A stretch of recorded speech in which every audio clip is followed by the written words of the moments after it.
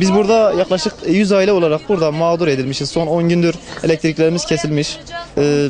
Bizlere başınızın çaresine bakın deniliyor. Fakat gidebilecek hiçbir yerimiz yok. Gerçekten bunu dile getirmek lazım. Biz defalarca dedik ki biz nankör insanlar değiliz. Yani ekmek yediğimiz tasa tükürecek kadar da nankör insanlar değiliz. Burada bizim istediğimiz bir çözümdür. Hani devletten işte çok bedava bir şeyler alayım mantığı ile değil. Burada muhatap görmek istiyoruz. Sözlerimizin dikkate alınmasını rica ediyoruz. Gündü millet açlık grevine gitmiş. Ev yoktur, yurt yoktur. Bir yerde bir gelecek yoktur. Gidecek yer yoktur. Ne yapacağız? Allah Cenab-ı bize bir yardımcı olsun. Beşir Atele buraya geldi. Kura çekildi. Biz Beşir Atele'nin beraber içeri gittik. Kuraya çekti. Zenginlere verdi. Fakire yine fakir etti. Nerede bir şey istemedik yavrum. Şimdi hastadan gelmişim. Tansiyonum çok 20'ye. Akşamüstü bir de taşla tansiyona ölçmeye gideceğim. Çevreye bırakmışım, perişan bir vaziyette kurmayla bir ev verin buradakilerine hamza istemiyorum. Başka bir şey istemiyorum. Ben hastanelik oldum.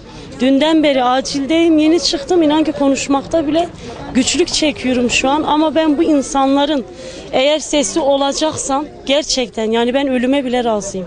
Yani başka çaremiz yok. Bizim bak burada küçük çocukları belki çekmişsinizdir. Kardeşimiz belki çekmiştir kameraya.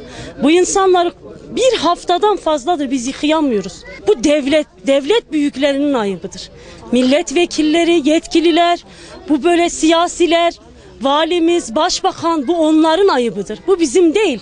Çünkü bugün biz karanlıkta kalmışsak bizim suçumuz ne? Bu çocukların suçu ne? Biz 2 yıldan beri depremzede olarak zaten biz derdimizi bulduk. Biz çok mu meraklıyız kirbit kutularında yaşamaya?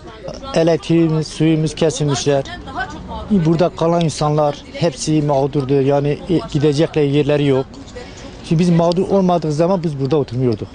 Hepimiz mağdur. Şimdi TOKİ çıktılar, evler çıktı, zenginlere verdiler. 5 katlı evlere, 6 katlı evlere vermişler.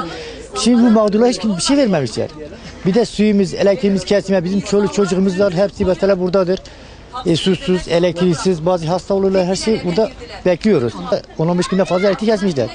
Şimdi millet burada mağdur olanlar ne yemek yapabilirler, ne çay yapabilirler, birine bir şey yapabilirler. Yani hepsi mağdurdu burada. Kendim de özürlüyüm. 9 tane çocuklarım var. 9 tane çocuğum var, maaşını da kesmişler. O 9 tane çocuk tek konteyner yaşıyoruz. Hepsi millet görsün. Benim maaşını da kestiler. 2 tane özürlü çocuğum da var, onu da kestiler.